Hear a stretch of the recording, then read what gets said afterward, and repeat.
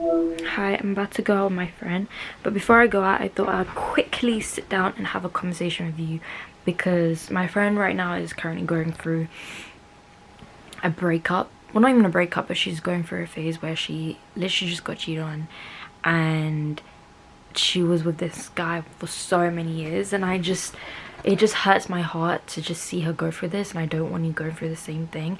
And I just want to give you advice that I wish someone had told me, and I just wish someone had told me, literally. But how I got cheated on, so I was with this guy for a couple years, and essentially everything was perfect for the 3 years, like sorry, 3 months. You know, the honeymoon phase that everybody goes through? Honestly, everyone goes through that honeymoon phase where everything feels perfect. That person that you're dating and getting to know genuinely feels like your best friend in such a short space of time, where you're like, damn, like, where were you my entire existence? And then they start to feel like this male version of you, and you guys have so much in common, XYZ. Anyways, fast forward. It's actually real when people tell you that you actually start to see people's true colors after 3 months. Like, give it 3 months, okay? And then once the honeymoon phase is over, you will start to realize things about people that you just never ever thought they had. So after 3 months, he actually started cheating on me, but I didn't know about it. And my intuition started speaking to me 6 months later, when I started seeing him liking posts on other women's pictures on Instagram. And he was following all of these girls, like it was in hundreds and hundreds. I don't remember how many people he was following, but there was a lot of girls, and a lot of those girls were actually women that he had moved to in the past, and would pop up in their stories and XYZ things he's done with those people, like, you know, sexual stuff he's done with them. And at the time, I didn't realize that, you know, I didn't know what standards meant. I didn't know what, like, my own values were. Like, I genuinely didn't know. And this was my second relationship. But anyways, a couple months later, I found that, like, you know, I'm seeing him liking pictures of girls and stuff, and my intuition told me to, like, speak to him about it. I'm like, told him, like, hey, like, I don't really like how you're liking pictures of other girls. It just makes me feel a bit, like, uncomfortable, and I'm gonna start overthinking about, you know, like, you know, these girls. Anyways, do you know what his response was? He told me that it's just Instagram. It's all fake. He told me it's just Instagram and it's all fake. That was his response to me finding it uncomfortable. I wish at the time I had spoken to somebody about this, because that alone, hearing that, is so immature and clearly shows how much you actually love your partner. Anyways, fast forward, I find out other things, like one time he had to go to the hospital and I was there with him, and he left his phone, and somehow part of me decided to just pick up his phone and just go on his phone. Okay, there was this intuition, gut feeling that made me unlock his phone and go straight to Instagram, straight to DMs, and right at the top, all I can see is him DMing the girls that he was the posts he was liking of, and he was DMing them, messaging them, and the rest is just history. Like, you can only imagine the stuff he was talking about. Obviously he was, you know, presenting himself as if he's single, clearly. Anyways, I then wrote down the girl's Instagram handle and everything, and I told her to message him back because she hadn't replied. And yeah, literally, we go back from the hospital, girl has, you know, responded to my message, and she said, okay girl, don't worry, I got you. And she messages him. Bless the girl, by the way. Like, I don't like involving other people, and it's so sad that I had to put myself in that situation. Like, that is so embarrassing, and it's just so, like, you lose so much respect for yourself as well in that situation. But honestly, I had to let my pride go, and I wanted to give him the benefit of the doubt, you know, because I was such a forgiving, kind, loving person, and I just saw the best in people. Anyways, I then give him the benefit of the doubt and I tell her to message him, and she responds. And when we're in the same bedroom, we're in his bedroom, and I go to the bathroom and she sends me immediately a message that he sent back to her, where he wants to pick off where they left off from, and he was in the bedroom while I was in the bathroom while he was doing that, messaging another girl.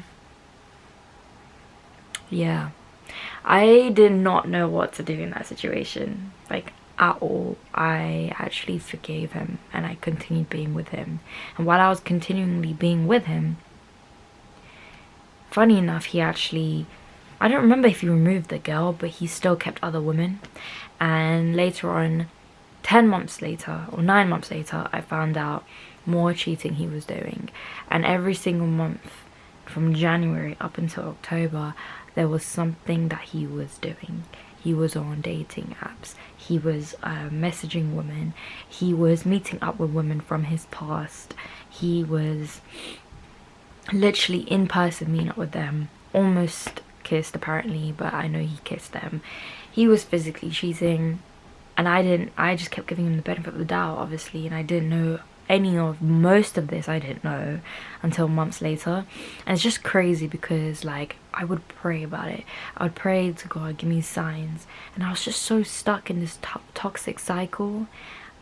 Like, it was insane how I was stuck in this toxic cycle of allowing him to continuously disrespect me while telling me that he wants to spend his entire life with me, and loves me and XYZ. Like, it's insane how I allowed myself to go through that. There would be things that God was sending me my way, like randomly his neighbor messaging me telling me that he saw him with another woman, XYZ. Like, the extent to how I was finding out things was insane, like insane.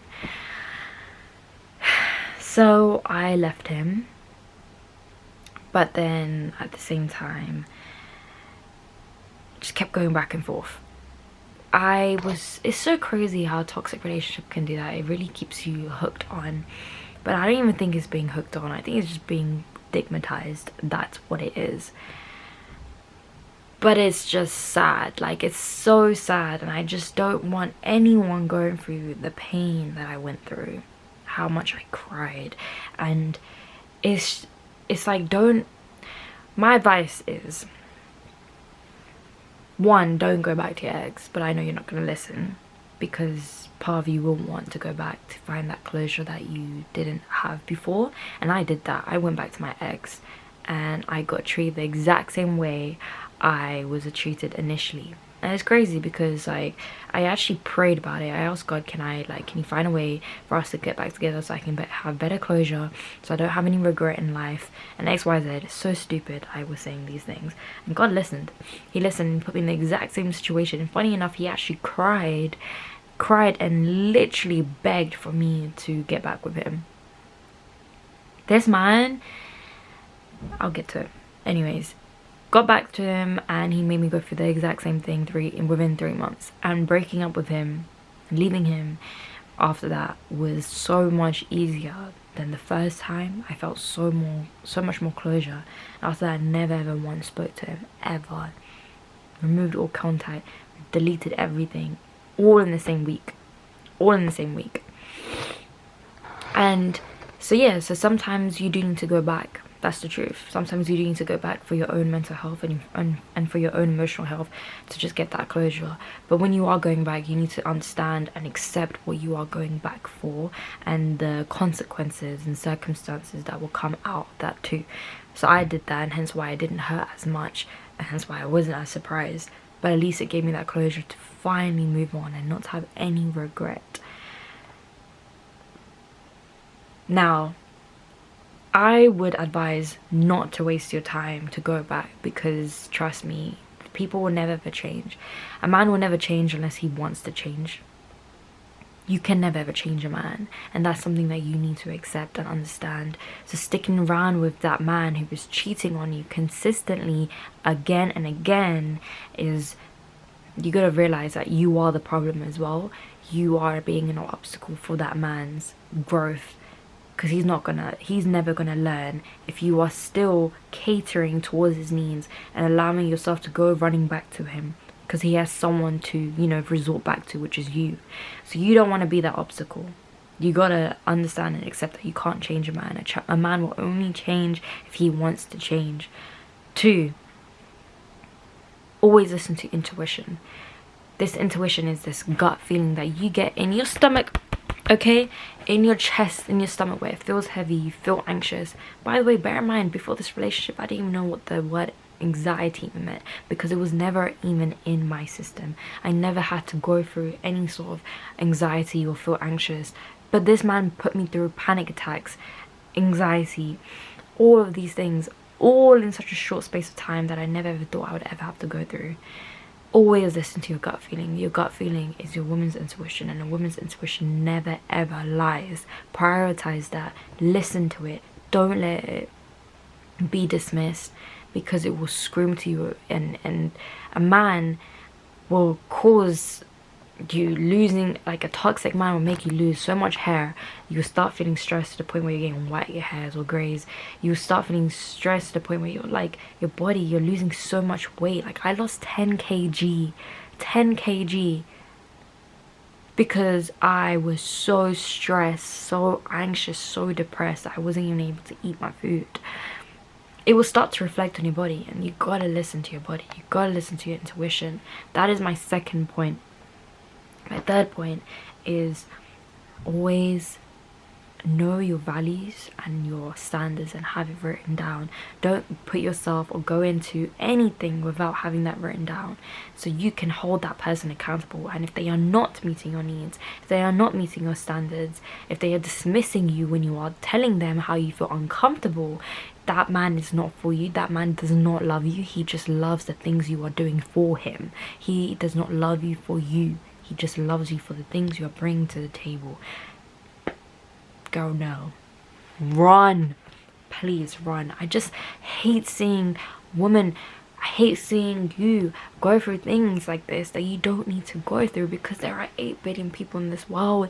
Really listen to that. Really understand how significant that is. What this man is making you go through.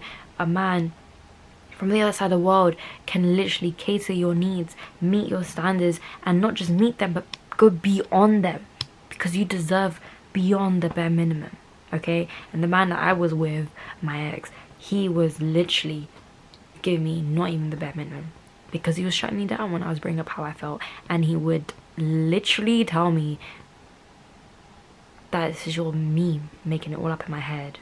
Like literally, I thought I was going crazy. I started questioning myself, but I was right the entire time, you know? So listen to your intuition. And my third or fourth point is, you gotta understand that these men have a lot of their own insecurities, and they need to be working on them, and they can't work on them if you are acting like an obstacle. When a man has insecurities, he's going to deflect them in ways that is going to result in them cheating on you, because their mechanisms are using other women to validate how they feel. Quite literally. This man isn't ready. The man you're with, who is causing you to now watch videos on this kind of topic, is not ready to be in a committed relationship, because he has all these insecurities. His mechanism, his defense mechanism, is resulting in being on dating apps or talking to other women, popping up to their stories. Like, why is he wasting your time, you know? You gotta understand that this man is just trash, and he belongs to the streets. He needs to work on himself. He needs to work on his inner child.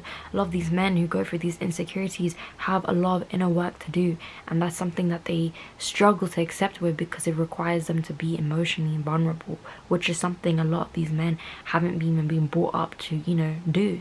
They've always been brought up to be this masculine, you know, figure who's a leader, but they're not even well equipped to be this leader, because they can't even be emotionally available. Anyways, please just understand your values, understand your intuition, let go of these people that are really serving you no purpose and are dismissing you.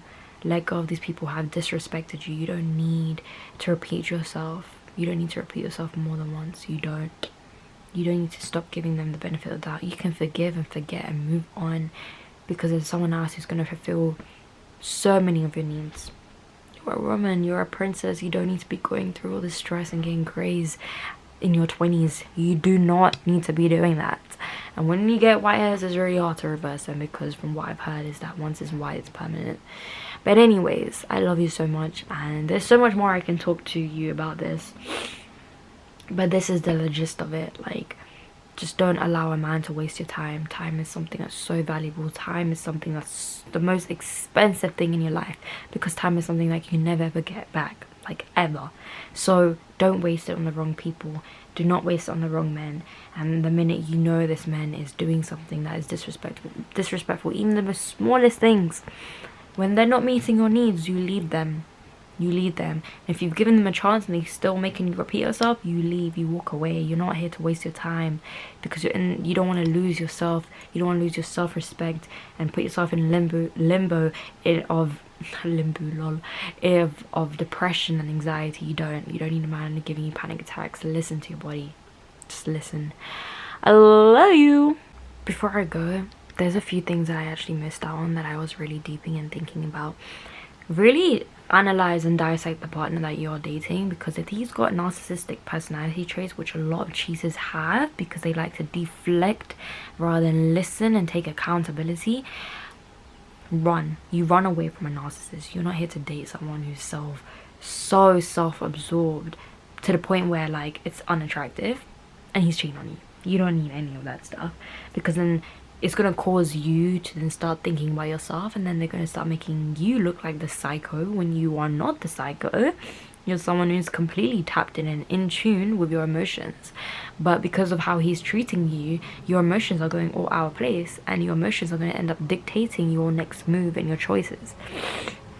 That's my other point. Don't allow your emotions to dictate how you feel. Don't allow your emotions to dictate your actions, because of the minute we are being caused all this stress, all of this anxiety and worry and overthinking, that's when your emotions will start to just go out of control. And then your emotions are the reason why you stick around in these toxic relationships with these people, because your emotions doesn't know better. Your emotions are consumed with all these feelings, and instead of thinking logically and from an outside perspective, you're so consumed in this toxic cycle that you're so used to. You don't know any better.